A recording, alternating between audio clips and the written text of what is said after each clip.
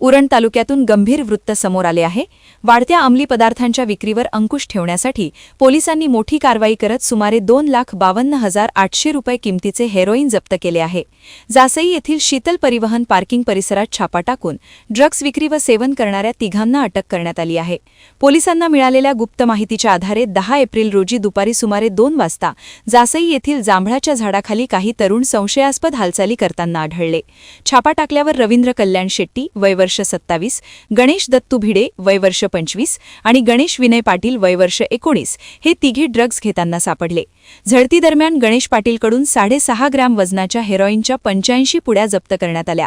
आंतरराष्ट्रीय बाजारात या अंमली पदार्थांची किंमत अंदाजे 2.5 लाख रुपये असल्याचे पोलिसांनी सांगितले।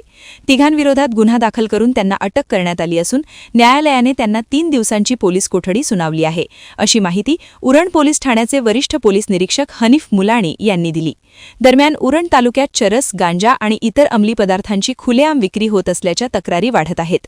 विशेषतः शाळा व महाविद्यालयीन तरुणांमध्ये व्यसनाचे प्रमाण वाढत असल्याने पालकांच्या चिंतेत भर पडली आहे।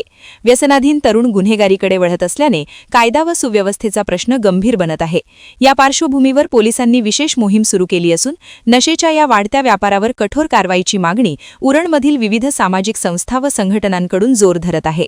वादळवारा लाईव्हसाठी विठ्ठल ममताबादे, उरण। नवी मुंबई व रायगड जिल्ह्यातील ताज्या बातम्या आणि घडामोडींसाठी सबस्क्राईब करा वादळवारा लाईव्ह चॅनल आणि दाबा बेल आयकॉन।